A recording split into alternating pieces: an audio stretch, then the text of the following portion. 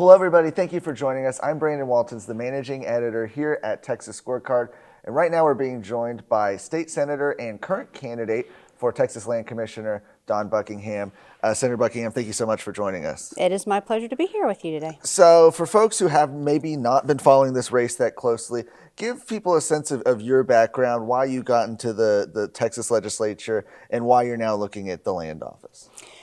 Absolutely. You know, the land office is literally the tip of the spear to defend our border with the state lands that are on the border, our history in oil and gas against what the liberal left is trying to do. And so obviously with the vacancy, with the commissioner moving on, I really felt like we needed somebody in there that was experienced and conservative who could really lead that fight and bang that drum. And when you look at the land office, I think we'll get into some of it, but you know, a lot of people don't even really know what the land office is. I mean, can you kind of give people maybe a 30,000 foot view of what it is that the land commissioner does on a daily basis? Sure. You know, I would tell you almost no one knows what the general land office does. So the general land office actually predates the office of the governor. So when Texas had lived under its Six Flags, they had to figure out who owned what, which they started the land office to determine that. They became the keeper of the maps, therefore they became the keeper of Texas history, which is where that came from. We obviously steward 13 million acres of state lands spread all over the state, a lot of it in the Permian Basin in West Texas. And so therefore we are the largest mineral owner in the state. We do a ton of oil and gas. And with the revenues that we generate from oil and gas and other activities on state lands, then we fund education and the veterans programs. It's constitutionally dedicated. And we do all the hurricane recovery and flood mitigation. And actually, most people don't even know that the first part of the border wall was built on GLO lands on top of a flood control levee. So where there's a will, there's a way. And that was the first section of the border wall we had, and we look forward to doing everything we can to get the wall up on the state lands. Yeah, that's an interesting point, because obviously over the last year or so, the border has been a major issue that people have been paying attention to, as we've seen illegal aliens surge across the southern border in Texas. What else can the land office be doing? What steps can be taken from the land office, do you think, to aid in cracking down on the surge of illegal aliens? You know, that's a really good question, and I can tell you we'll be looking for every opportunity to do that. So much of it, of course, is in the hands of the legislature, and of course, most of it's in the hands of the federal government. But we'll be looking for every opportunity to try and get complete operational control of the border where we can. A big issue that has put the land office in the spotlight over the last few years has been the project to reimagine the Alamo. What are your thoughts? If you were the land commissioner, 4 or 5 years ago, what would you have done? What will your approach be to the Alamo and to any other major monuments in Texas? You know, as the only one who passed any legislation protecting our monuments last session, and as the one who threw down the legal challenge to keep the cenotaph where it should be out in front, not moved around back like they wanted to, there will be no reimagining our Texas history under my watch. I think we do all recognize every time I'm with someone who sees the Alamo for the first time, they would kind of show up and go, "Is that it?" I thought it was bigger. So, blocking the street was probably a very good idea. I don't know that anyone's going to miss the Wax Museum, making it a Ripley's, right, and all that. Right, making it a meaningful experience of the sacred, almost holy place that it is in Texas history, I think is all great. And so we'll be taking a very good look at that. What I did find something really disturbing when I was visiting there a month or so ago, is that the limestone walls are actually pulling the moisture out of the ground and it's dissolving them from within, kind of like if you have limestone around your saltwater pool. Right. And so they're losing about 60 pounds of stone shed internally a year alone, and that's been going on for a long time. So there's some big issues that we need to get in and get fixed. And we need to make it a meaningful experience, and then be sure it has the reverence that it deserves. You talked about passing legislation in the Senate to protect monuments. What do you think that legislation, and I could list off some other priorities of the Republican Party of Texas, that was one of them this year. Why do you think so many of them failed to make it all the way to the governor's desk? I mean, you've been in the Senate for a little while, so you've seen the process up close. Right. It's funny because in the Senate, I feel like we pass them over and over and over again. The fix to the voter integrity bill, for example, all these things, and then somehow it just never, a lot of it doesn't seem to get through. So I honestly don't understand why that is. We're talking about, you've been among the lawmakers calling for a fourth special session, I believe, to address vaccine mandates. Why do you think there's been hesitancy to have lawmakers back in Austin? I don't really understand that either, and that's obviously the governor's call. I was really excited yesterday when the Supreme Court basically overthrew all the mandates except for healthcare workers, which I was very disappointed in that part. But at least we have some protections for workers who don't want to get vaccinated. So you believe the legislature should pass a law banning vaccine mandates, right? I'm opposed to mandates in general.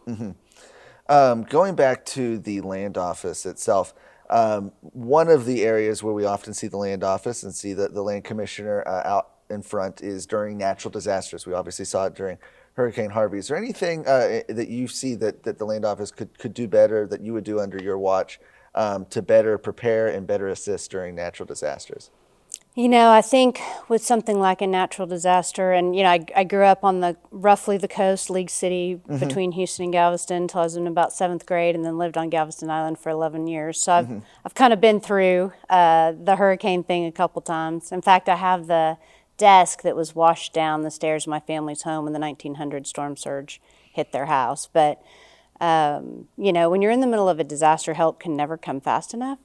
I think, and there have been a lot of articles about we probably have a lot of room to improve in our hurricane recovery. And so we'll be looking at that very seriously. And the good news is there's actually a wealth of knowledge and folks who've worked for the General Land Office. And then, of course, Jerry Patterson's around, and David Dewhurst and former commissioners. So we plan on, should we win, which is the plan, pulling together a really strong transition team and identifying why we're seeing dysfunction at certain levels of the agency and getting that pulled together. When you're out going to events and going to forums, what are some of the biggest concerns you're hearing right now from Texans?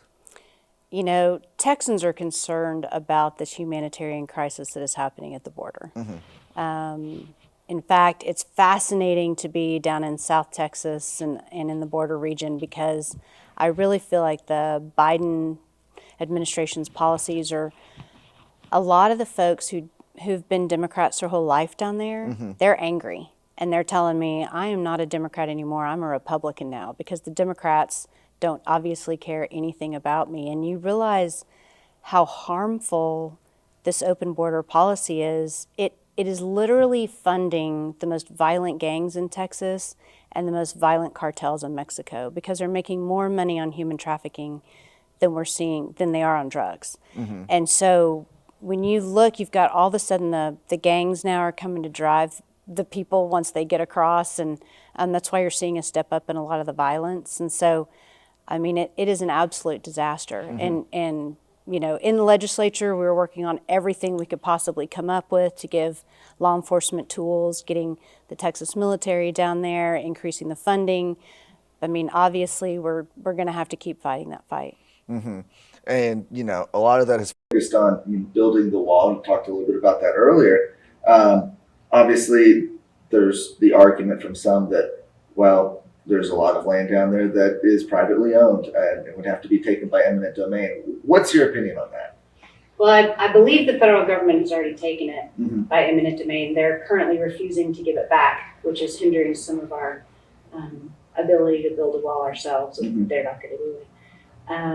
But yes, I mean, as a private property owner, we're all very worried about eminent domain taking of private land. But what I find down there is the majority of landowners want the wall on their property. And that it does, and obviously a physical barrier doesn't stop everybody. It might slow them down, it might channel them differently to go across at a different space, but it doesn't stop everybody. You need the boots on the ground, you need the technology, we need to get rid of the lures that bring people here, all that kind of stuff. But I think, it's just shocking what's going on there. So would you be in favor of, people have a lot of different opinions on this, of a physical wall the entire length of the Texas border or just in some spots? What's your thought? I think there's some spots where a wall wouldn't make any sense. You've got some canyons apparently that flash flood pretty significantly all the time. So the wall's not going to stand in places like that, for example, or where you already have a really tall cliff on one side of the river or our side of the river, things like that. So I think there's some places, where hands down the wall makes perfect sense. I think in some places it doesn't make as much sense and you need more of the technology boots on the ground type of thing. You touched on this a little bit earlier, but the land office, of course, is in charge of the permanent school fund. People don't really think of land office and education. Are there any tools that you see that the land office could do in regards to the permanent school fund, in regards to kind of education in Texas in general? Sure. I mean, and we would all like our property taxes to be a whole lot lower, right? Sure. And so when you look at what kind of contribution the general land office could make, I mean, if we can continue to grow that fund, that's a real means of funding public education and relying less on property taxes. So I think you're always looking for ways to maximize your revenue. Oil and gas is great, but it's a boom and a bust, kind of field. And there will someday, maybe long away, we'll have different energy forms. So, or the oil will be gone or whatever it is. So you have to always be looking for new ways to generate that maximum revenue.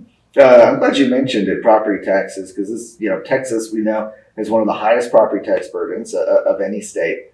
And you've been in the legislature, so you've seen these efforts. Why is it that it seems that we can't actually put into place a plan to actually lower people's overall property tax burden, or even lead to eventually abolishing them? Why is that so difficult? Yeah, it's hard because we have, I think, accomplished some pretty significant reforms. The problem is you change the curve.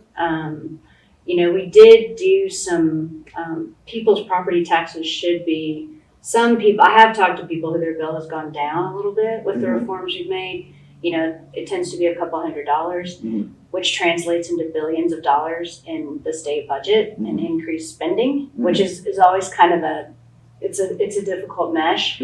When you look at, and I'm all for trying to figure out how to lower it even more. When we look at, moving it all to a consumption tax, that number really rounds out at about a 23% sales tax, which that's pretty significant. That's very significant. And so I think that's kind of one of the main things that we brush up against. I'm a small government girl. I'm like, the government costs us so much money because it's so darn big, So how is it that we trim it? Which it's incredibly hard to get rid of something once you've created it. I have learned, shockingly difficult. But we'll keep working on that, and hopefully we'll get there. One last issue that we hear a lot about, and especially have heard a lot about over the last couple of years, has been mandates under COVID. Obviously, the state's been, and I guess in March it'll be 2 years on a state of emergency for the coronavirus. We've got, executive orders. The legislature's come and gone this year, and we're still in a state of emergency, right? What do you think the legislature needs to do, or maybe shouldn't do, in regards to reining in executive authority? I thought we had a really good bill in the Senate. I believe it was Senator Birdwell's bill that the executive authority in an emergency was time limited, and it went over that time, it automatically triggered a session where the legislature could say, yes, it can continue, or no, it should stop. I don't think it's the government's responsibility or even a possibility to keep people from getting a virus. I think it's the government's responsibility to educate people on here's ways to protect yourself, or here are good treatments, or here's where testing is, or whatever. But I think we kind of lost it when we gained this mindset that somehow government policies or shutdowns or whatever were going to keep you from getting a virus, which we have seen, in my opinion, not to be true. Right. So we've had the biggest surges under the biggest shutdowns. So moving now to the campaign itself, there's quite a few candidates in this race because it's an open seat. It tends to kind of happen that way. You've got the endorsement of President Trump, though. Do you think that helps you right now when you're on the campaign trail? I think it helps a lot. We have incredible endorsements. Trump, Rick Perry, Dan Patrick, Ted Cruz, basically all of the most conservative senators, really strong groups, Homeschool Coalition, Texas Values. I mean, we're very, very excited about our endorsements. A lot of our grassroots leaders and conservative groups. So we're excited about that. What do you think, because this is the question we get all the time, you've probably heard it, why do you think it is that so many people get elected to an office and then don't follow through on their promises? And what will stop you from doing that? Well, if you look at me, I would tell you I'm saying the same things now that I said in my first race, that I worked as hard to accomplish as possible in the legislature. And it's there are a couple hurdles to that. One is that sometimes you get in and what sounded like a good idea before you knew what all they'd considered and what had happened, you realize, oh, there's a reason they do it X or Y or whatever. Sometimes it just takes a while to get people used to ideas. It takes a few sessions to introduce a topic, educate people, figure out why they should care about it and they should go that way. So, but no, I think, we talk a lot about, what candidates shouldn't just be able to say it, they should prove it. And so when I look at my record, I'm like, look, I led to keep the Electoral College independent when the power structure wanted to tie their hands after Trump was elected. I led to put the teeth in the sanctuary city bills. We had the big first property tax bill. I offered the amendment so that rural folks got the benefits of those reforms, not just urban folks. Alamo Cenotaph we talked about, but just a lot of things that, you get in there and you have as much effect on everything you possibly can the way you want to get it done. But in the end, you have to get a majority of everybody to agree with you. And sometimes that's harder to accomplish than you think it should be. Right. Now, for folks who want to follow your campaign or get involved, where can they go to go do that? DawnBuckingham.com. DawnBuckingham.com. Easy enough. Well, thank you so much, Senator Buckingham, for joining us. My pleasure.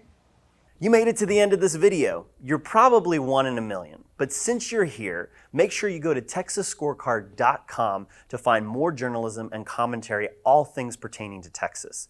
Make sure you also like this video, subscribe to our YouTube channel, and hit the bell. That way you can be notified when new videos come out. Thanks.